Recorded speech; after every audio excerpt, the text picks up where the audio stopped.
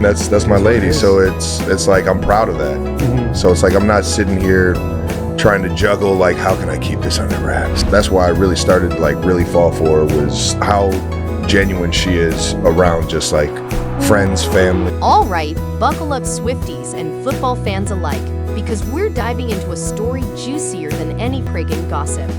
We've all seen the headlines by now: Taylor Swift and Travis Kelce, the power couple seemingly conquering the world, effortlessly in love. They're jet-setting, cheering each other on, and basically living the dream. But what if I told you that behind all those perfect Instagram moments and Stadium PD Day, their love story actually began with a serious stumble? We're talking awkward silences, potential misunderstandings, and yes, a few cringe-worthy moments.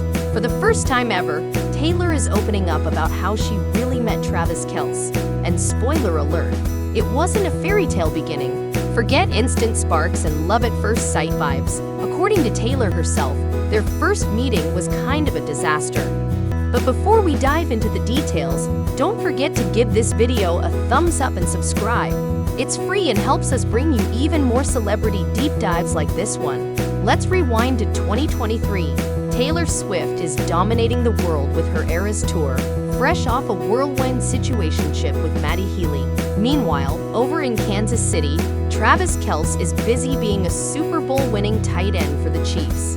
Taylor's tour brings her to Kansas City, right into Travis's backyard. Travis, being the confident and charismatic guy he is, decides he's going to try and meet her.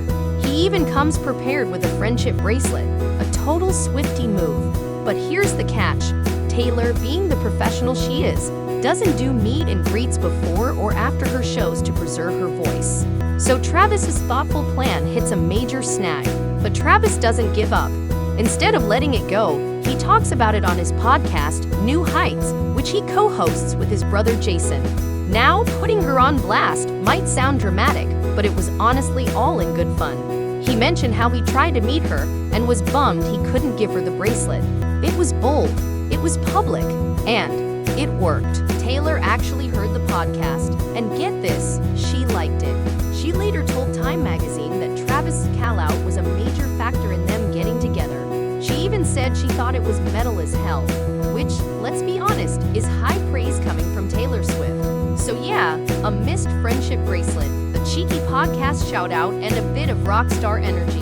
That's the unlikely recipe for the beginning of one of the most talked about celebrity romances in recent memory. Who knew a podcast could be the new dating app? From that moment, things started moving fast. By early August, Taylor and Travis were talking, and they managed to keep it completely under wraps for a while, which Taylor says she's really grateful for. It gave them time to get to know each other without the whole world watching. Then came September 24, 2023, the day the internet basically broke. Taylor shows up at a Kansas City Chiefs game, decked out in red, cheering for Travis like the ultimate supportive girlfriend. Most people assumed this was their first date, the public debut of Trailer, or whatever your favorite couple nickname is. But Taylor later cleared the air. We would never be psychotic enough to hard launch a first date. That game, not a first date. By then, they were already official. All those photos and viral videos, just a girlfriend showing up to support her boyfriend. But imagine how differently this could have gone. What if Taylor hadn't appreciated the podcast shout-out? What if she thought it was too forward or too public? The whole thing could have backfired badly. It could have looked like Travis was trying to use her fame or insert himself into her narrative. But instead, Taylor thought it was funny and cool. Her reaction shaped the entire story. Without that, we might be telling a very different tale. And now, Travis's side of the story. In an interview with the Wall Street Journal, Travis opened up about those early days with Taylor.